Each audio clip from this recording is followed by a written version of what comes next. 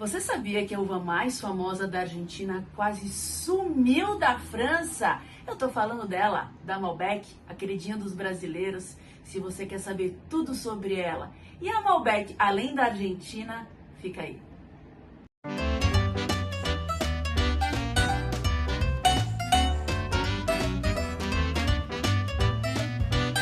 Ao contrário do que muita gente pensa, a Malbec ela não é argentina, ela é francesa, mais precisamente na região sudoeste francesa, ali chamada de Cahors. E lá ela não é conhecida como Malbec, ela é conhecida como Côte e produz aí vinhos mais rústicos, com tanino mais pegada e normalmente com álcool não tão elevado, porque ali é uma região fria. E além ali de Cahors, ela também é produzida em pequena escala em Bordeaux. Quando ela foi levada ali para Bordeaux, ela foi rebatizada de Malbec e expandida para o mundo através desse nome. Mas como ela chegou na Argentina? Ela não chegou pela França, ela chegou pelo Chile, acredita?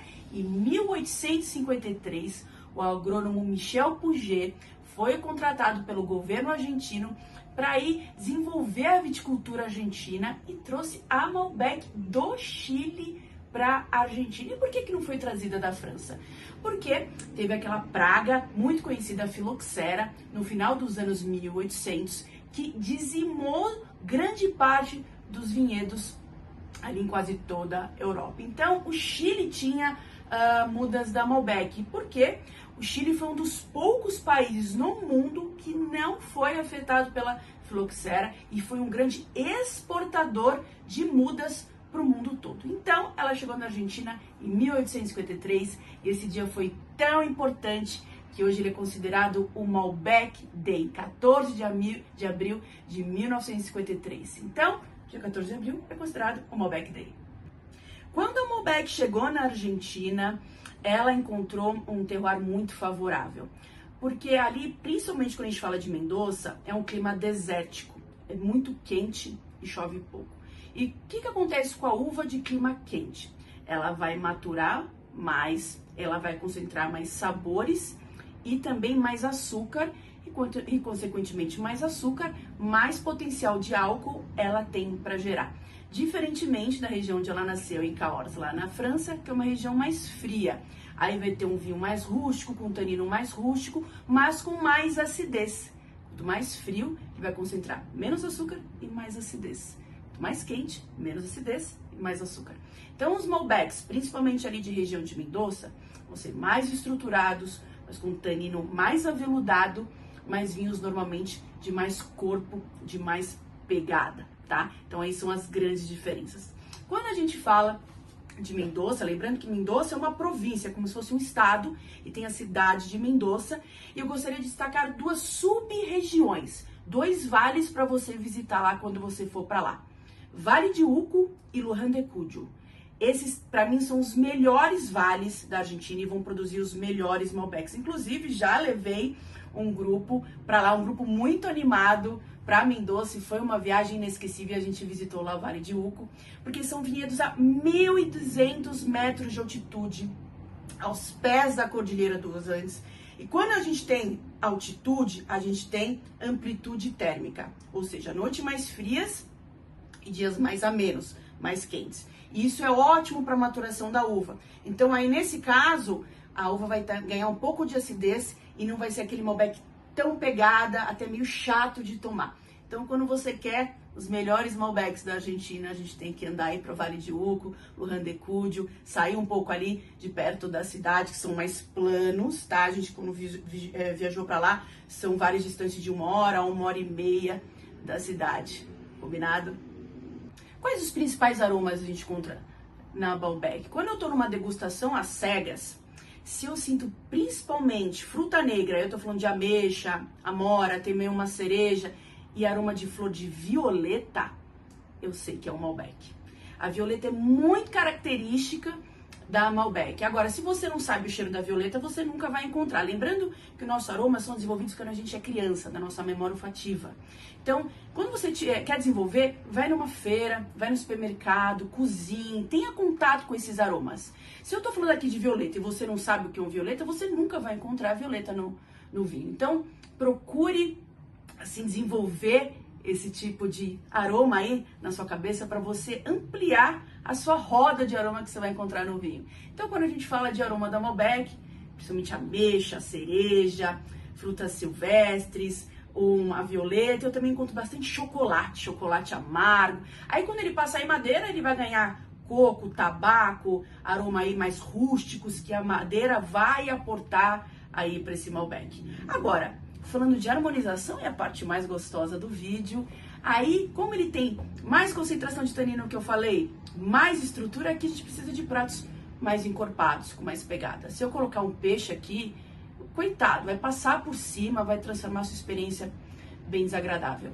Então você coloca com uma lasanha, um ótimo prato aí de domingo, aqui até remete os pratos que a minha avó fazia, uma lasanha, pizzas mais estruturadas, mas aí a gente tem que tomar cuidado com a pimenta.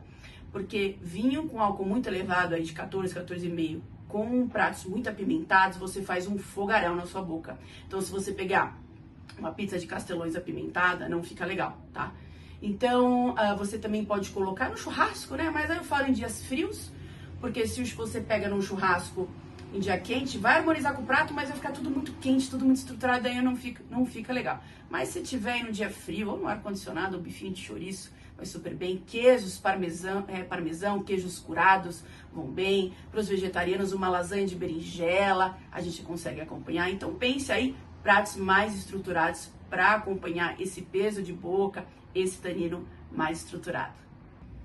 E é claro que eu não poderia deixar de degustar com vocês um ótimo Malbec do nosso portfólio. Esse é o Malbec Vintage da Dom Guerino. Mas antes de abrir essa garrafinha com vocês, eu queria falar também, que eu não comentei, que a Argentina é tão importante para a Malbec que ela é responsável por 75% da produção de Malbecs do mundo todo. Quando a gente fala da província de Mendoza, ela é responsável por 85% da produção do Malbec do país todo. Então é muita coisa, é muita importância. Então por isso que hoje ela é a estrela, a rainha da Argentina.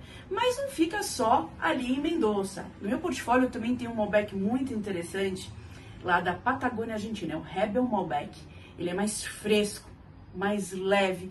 Quando me falam, olha, eu não gosto de Malbec, porque normalmente está associando a Argentina, eu falo, já provou da Patagônia? Mais leve, mais fresco? Totalmente diferente. Já fiz uma confraria com esse Malbec e fez o maior sucesso. Para você ver que Malbec não é tudo igual.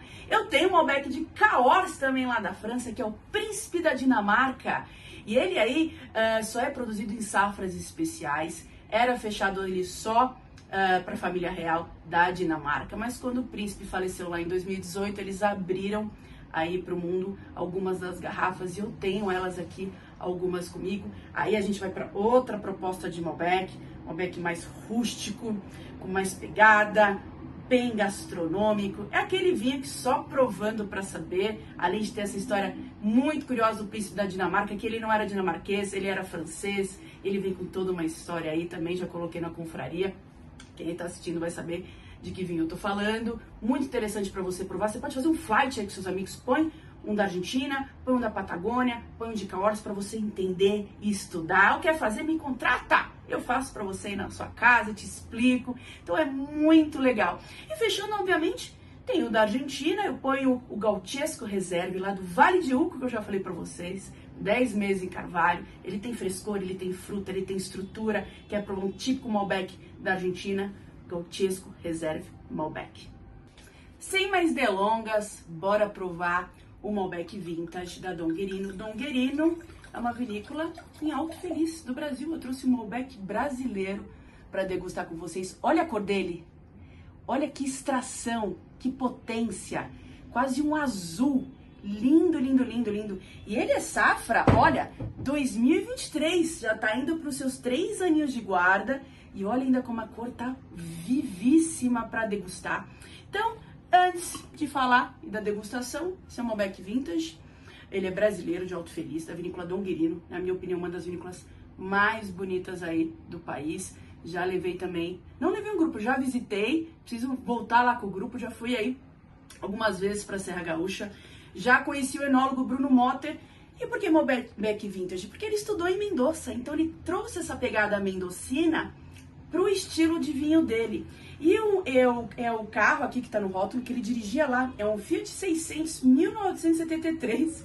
Então ele homenageou os estudos dele em Mendoza, o carro que ele dirigia lá pelos vales e também trouxe aí um estilo mendocino. De aroma, bem aquilo que eu falei para vocês, muita ameixa, uma cereja. Sinto aqui, ele tem 6 meses em carvalho, então também sinto também um pouquinho da madeira, um coco queimado. E a violeta que eu falei, muito típica. Então esse é um Malbec muito típico. De cor eu já falei, bem extraído, eu não consigo ver meu dedo através da taça. Em boca.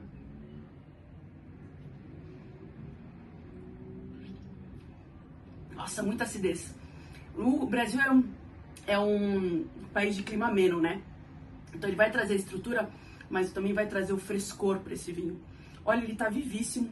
Eu chuto aí que ele vai pelo menos mais uns 10 anos. Ele tem 3 anos de guarda e parece que acabou de sair da vinícola. Aquele vinho que pede uma comida. Eu colocaria ele com uma boa carne, um bife de chouriço, uma tábua de charcutaria, de queijos curados, vai super bem. Olha, para um bom jantar aí com seus amigos, com uma pessoa especial. Malbec Vintage que estrelou aqui nosso vídeo sobre Malbec. Espero que tenham gostado. Todos esses vinhos que eu falei estão aqui no portfólio, aqui em março de 2026 que eu tô gravando esse vídeo. Deixa seu like, me ajuda bastante, compartilha com os amigos.